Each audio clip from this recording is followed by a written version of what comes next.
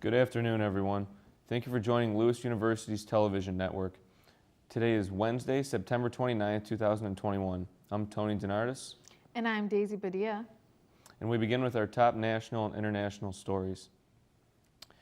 The Cumbre Vieja volcano in the Canary Islands keeps spewing ash and lava, and it's entered a dangerous new stage. Residents on the east shore of La Palma were ordered into lockdown on Monday as lava nears the ocean. Experts warn that when the lava hits the Atlantic, it could be explosive, triggering enough force to shatter windows. On top of that, it can launch plumes of toxic smoke.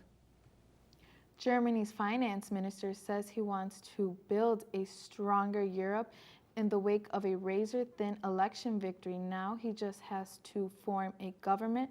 Olaf Scholz is in the pole position to be the next German chancellor after his center-left Social Democratic Party won a quarter of Sunday's votes.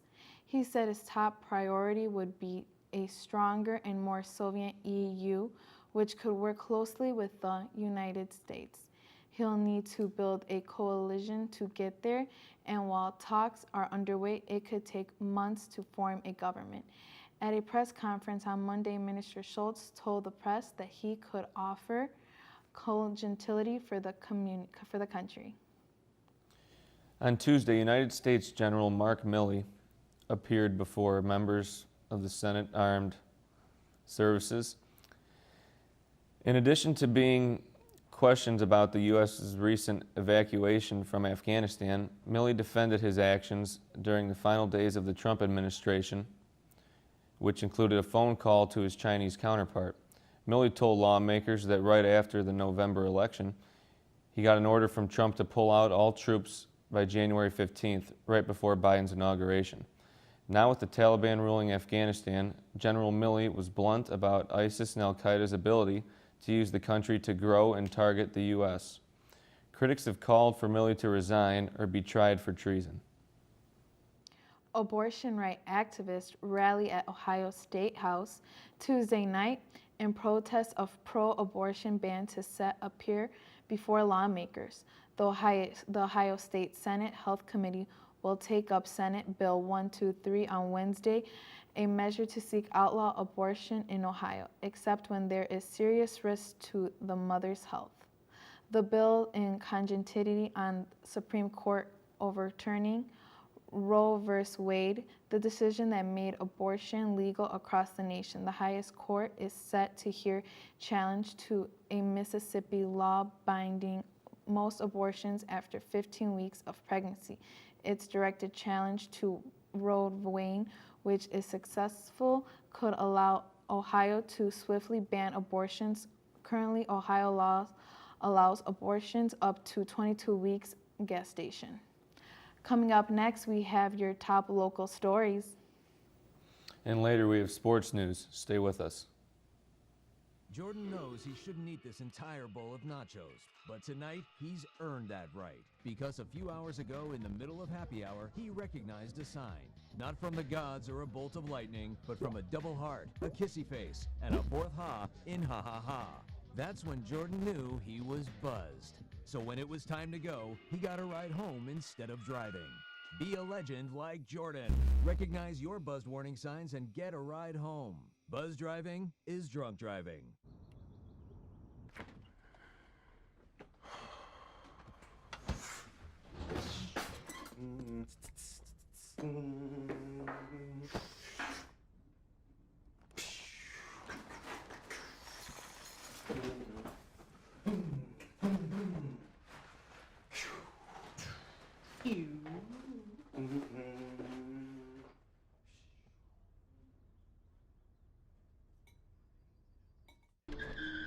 If I could go back and change it all,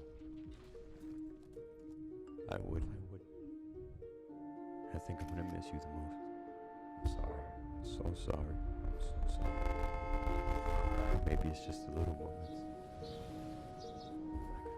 If I could go back and change it all, if I could go back, I would.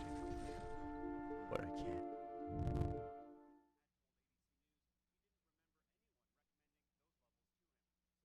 So, I got this new family, and I don't know what it is about this one, but she can't seem to put down that toy. all day long. Tap, tap, tap, tap. Oh, and she even talks to it. She talks to that more than she talks to him. What's up, bro? Nice shirt. Who's she talking to? Her mom? She talks to her mom a lot. After weeks of testimony and jury deliberations, R. Kelly is convicted on several racketeering and sex trafficking charges. The jury, made up of 7 men and 5 women, made their decision after a month of testimony and evidence. The prosecution brought more than 40 witnesses to the stand in trial in Brooklyn, New York. The witnesses included former employees, former live-in girlfriends, and other prosecutors. Said Kelly had physically and sexually abused women and girls. Kelly pleaded not guilty to all charges. Former President Obama broke ground on his presidential library in Chicago on Tuesday. In his speech, Obama said he hopes the faculty will help strengthen democratic ideas and help bridge political division in the country. He also went down memory lane, recalling how his political career got a kickstart in the Windy City.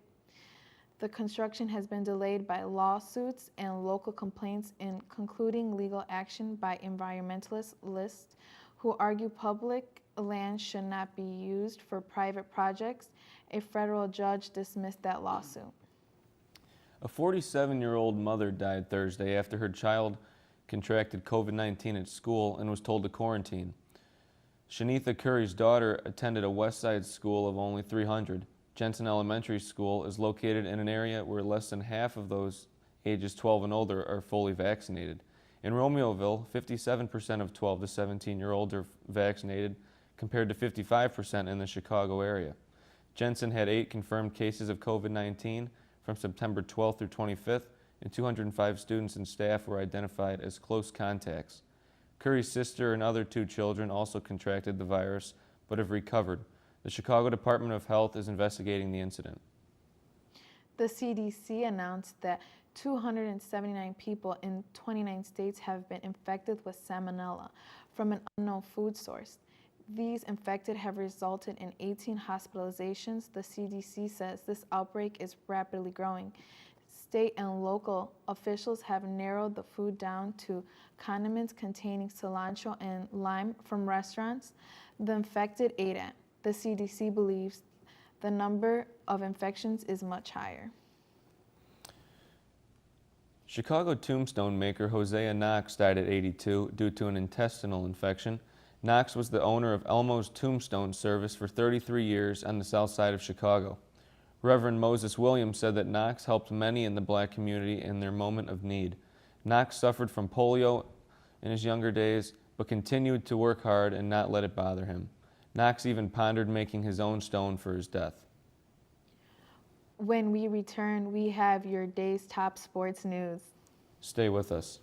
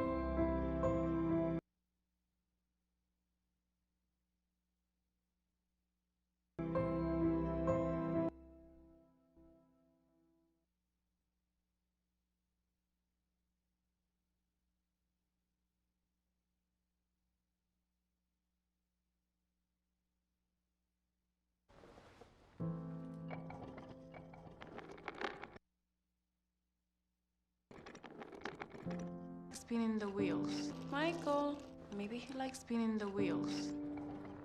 Maybe he just loves trucks. Maybe he's just being a boy.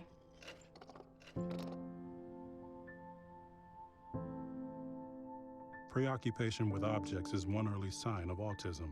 Learn the others today. The sooner it's diagnosed, the better. So, I got this new family, and I don't know what it is about this one, but she can't seem to put down that toy all day long. Tap, tap, tap, tap. Oh, and she even talks to it. She talks to that more than she talks to him. What's up, bro? Nice shirt. Who's she talking to? Her mom? She talks to her mom a lot. Matt Nagy informed the media Monday that the Bears haven't determined who will start at quarterback on Sunday. The Bears are monitoring Justin Fields' hand injury and Andy Dalton's knee injury that was suffered back in Week 2. Dalton remains week to week, and Fields' x-ray came back negative on his hand. Nick Foles could make an appearance as quarterback if Fields and Dalton are both sidelined. Fields struggled along with his team on Sunday in a blowout loss to Cleveland, so the Bears will want to see who can provide them with their best chance to win next Sunday against Detroit. The Lewis University's female golf team finished 5th overall last weekend with a score of 635 in the Lady Bulldog Fall Invite, a 2-day event in Big Rapids, Michigan. Senior Casey Kane finished in a tie for second with a score of 149, moving up 2 spots in the final ranking. The Flyers are hosting the Intercollegiate at Colgate Hill Golf Club and Country Club on October 4th and 5th this Monday and Tuesday on course number 2. The Lewis University men's bowling team finished in 9th place this past Sunday at the Golden Eagle Invite. Lewis opened play on Saturday with a score of 5,812 over 6 traditional games, shooting another 2,837 pins on the final day of the tournament, just 47 pins shy of 8th place. Lewis University's women's soccer team was able to pick up a single point against Southern Indiana in a scoreless draw. Southern Indiana controlled played in the opening half, outshooting the Flyers 5-1. The Flyers were able to rebound in the second half, putting 3 shots on a goal compared to the Screaming Eagles 2. The Flyers concluded their 3-match road trip traveling to Springfield on Friday. The Lewis men's soccer team lost to Southern Indiana over the weekend by a score of 2-1. The Flyers were able to score the opening goal in the 10th minute, but the Screaming Eagles were able to tie it up by the end of the first half. The Screaming Eagles were able to take the lead in the 59th minute to the end of the game. That's it for today's news. Thank you for watching. As a reminder, you can always keep up with Lewis News on Facebook, Twitter, Instagram, and by visiting our YouTube channel. I'm Daisy Badia. And I'm Tony Denardis. Have a great night.